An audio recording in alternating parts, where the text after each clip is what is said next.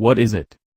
To the new management of Aston Martin, the DB11 when launched in 2016 was the equivalent of you moving into a beautiful new home, sumptuously decked out in high-quality furnishings and fittings by the previous owners and all, in their own way, entirely lovely and blameless. And yet not all of it is entirely to your taste. It's better than acceptable, it's genuinely good, just not quite in certain small but significant ways exactly, well, So you end up ripping out a perfectly good kitchen, retiling the roof and installing a home cinema, just because you want to. This DB11 AMR is that house, the DB11 you suspect Messrs. Palmer & Co. would have delivered from the outset had they been around when the project had begun, rather than arriving when a large amount of its development was already complete.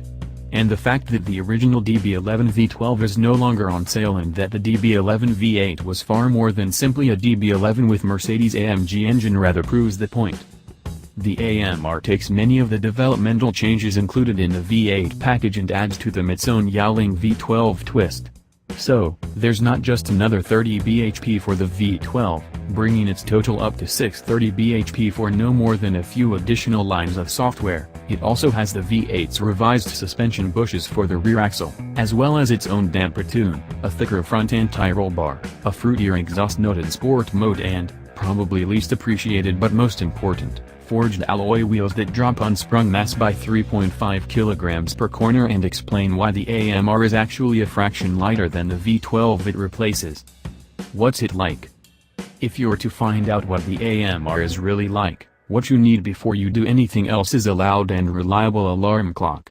Trying to exercise a car of this performance potential on normal roads at normal times of day is an exercise in futility at best, considerable frustration at worst. You need good roads and you need them to yourself.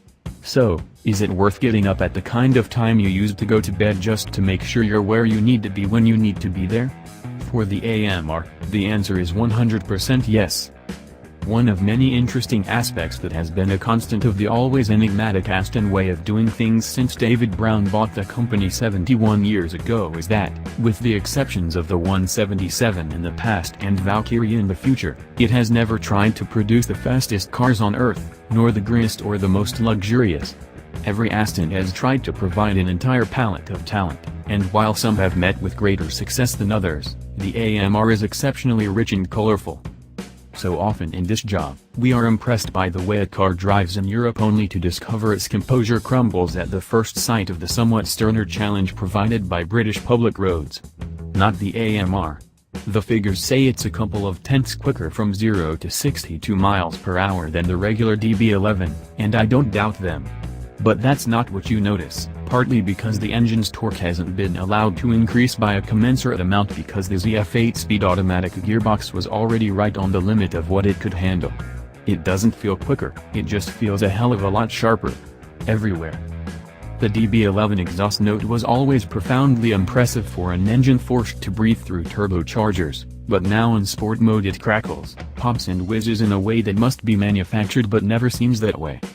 But the bigger, better changes have come to the chassis, which is now quite superb.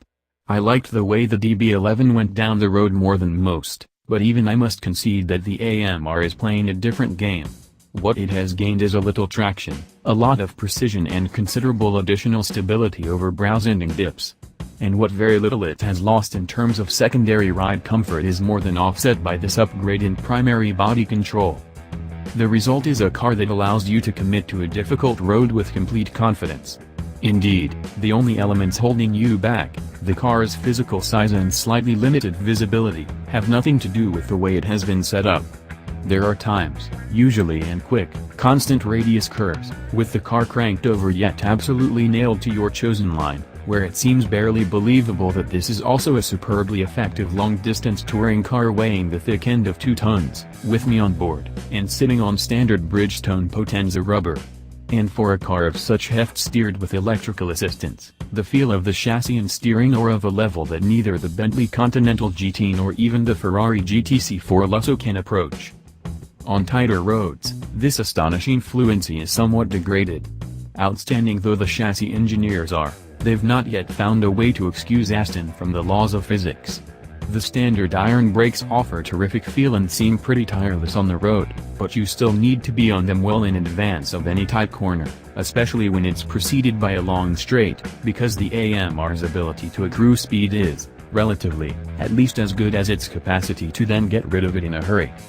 And in slow-speed corners, there is some push, perhaps a consequence of that thicker front bar, perhaps not, but you are aware of the car's weight and wheelbase in a way that simply does not cross your mind when the road commands, say, fourth gear rather than second.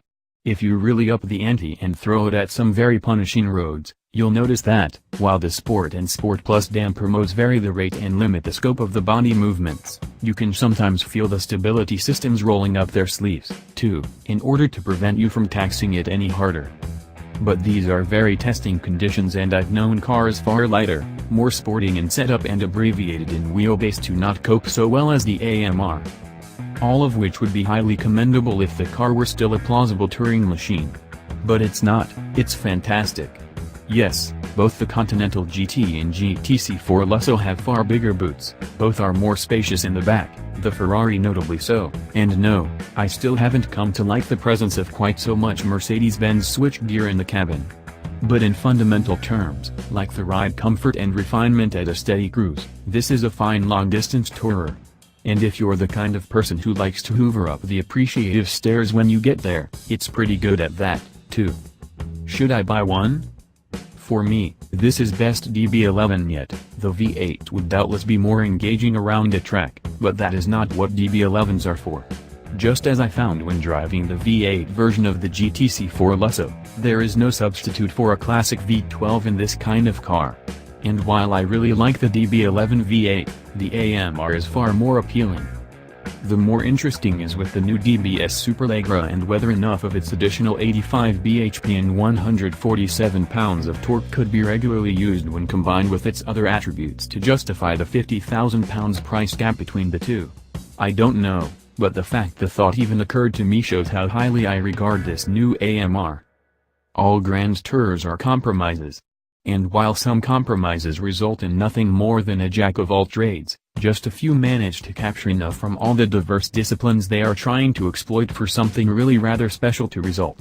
The AMR is one of those cars, and as much so as any mainstream production Aston I've driven.